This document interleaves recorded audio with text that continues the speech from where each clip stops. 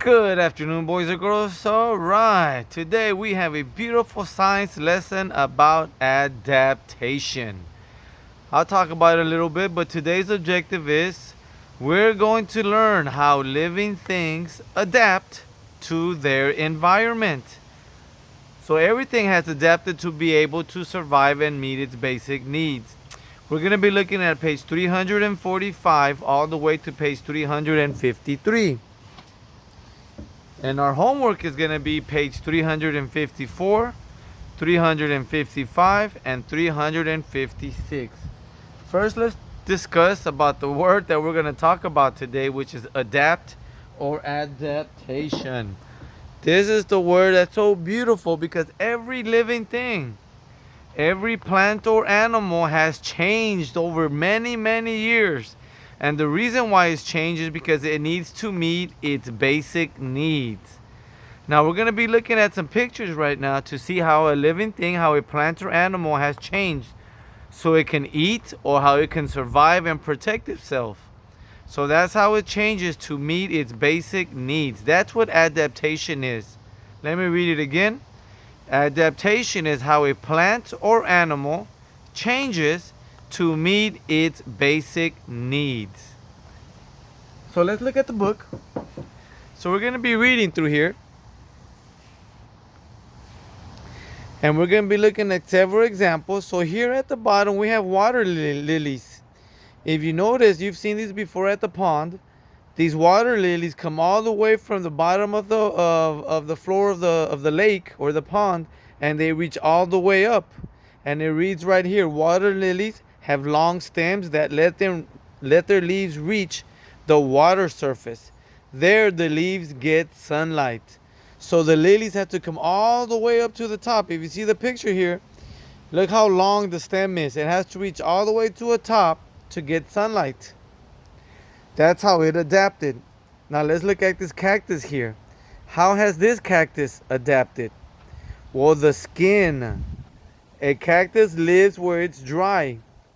The thick, waxy stem stores water. So the stem is very thick, está grueso. It's very thick and it's waxy, and that's where it holds the water the very few times it rains. Let's move over here to this one over here.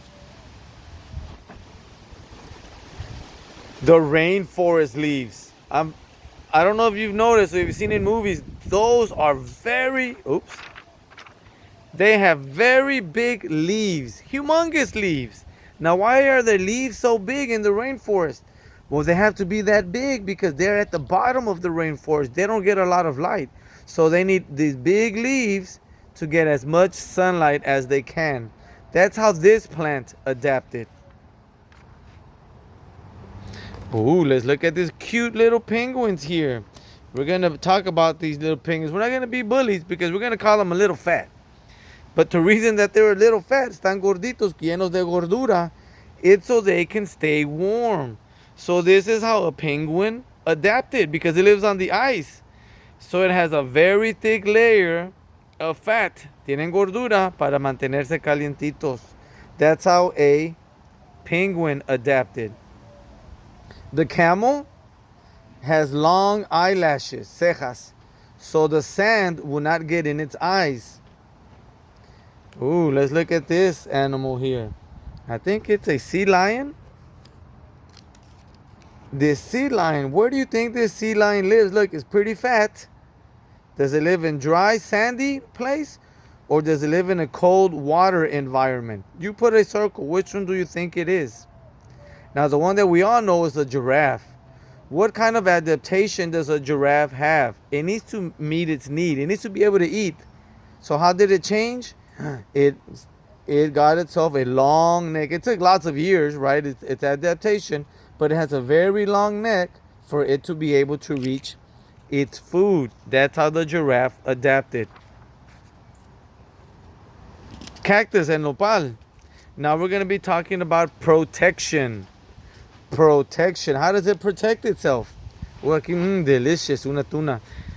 A cactus, how does it protect itself? Well, look at the thorns. An animal or humans are not going to want to touch this thing because it's going to be it's going to poke us. Now, these very pretty daffodils, this is something I learned. They're very pretty, so animals are going to want to come and eat it. But they don't. Why not? Because they taste bad. Ugh, they don't taste very good. So that's how a daffodil adapted, so animals won't eat it. Oh, I like these over here. These are pretty cool. Vergüenzosas. When you touch them, they close up. They're called mimosas. Now, the reason that they close up is because they don't want an insect to be able to eat the leaves. So if you touch them, the plant or the leaves close up. Ooh, we're coming back over here to a couple of your favorites. Oscar's favorite, the skunk. Well, how did a skunk adapt, or how does it protect itself? Well, it sprays some nasty liquid on you and pew-wee, you're going to stink. So that's how a skunk protects itself. It adapted so it can live by spraying a very stinky spray at its predators. Sea urchins have spikes so the fish and crabs won't eat it. And look at this pretty cool insect leaf. It's camouflage. It looks just like a leaf, even though it's an insect. That's how it adapted. So here is asking you to match. You're going to draw a line, cold and snowy. Where is it going to go? Is it going to go to the camel, the leaves, or to the polar bear? So you will draw a line matching these three pictures. And then down here, you're going to tell me what kind of adaptation, how does each one of these living things protect itself? I'll do the first one for you. I help you out. This daffodil, remember, it tastes bad. It tastes bad. The answers are over here. All you got to do is read or watch my video again. So that's how a daffodil adapted. How does a skunk protect itself? And how does this cactus protect itself? Ooh, and on this page right here, it's a little windy outside, so that's why the camera is rocky. So we have two different columns. First, tell me right here, what is adaptation? And voila, look, the answer is here, but you can't see. But then you're going to come down here and you're going to tell me, what is a plant? I mean, how do plants adapt? One of them is they have large leaves, like the ones in the rainforest. Ooh, we also have like the daffodil. Tastes bad.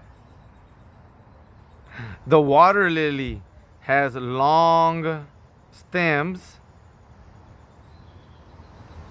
And there's a couple of more adaptations in the story. I don't want to give you all of them. But what are some adaptations of animals? Well, like the penguin. The penguin has extra fat, so it won't be cold. What about another animal? What about the skunk? How does the skunk protect itself? Tell me. I'm not going to give you the answer. How does a skunk protect itself? What about a camel? How does a camel protect from the sand in his eyes? What does he have? So this is, you're going to put me some more or examples of how plants adapt and how animals adapt. And then the very last one. The main idea is adaptations help living things survive in different environments. And all you got to do is put me 2 details on how animals have adapted. Just 2. And that's going to be your homework for today. Or actually for this week, boys and girls. Thank you so much for the students who are doing their homework. Thank you. I'm giving you extra class dojo points. And if you are in Imagine Math and Imagine Learning. Thank you.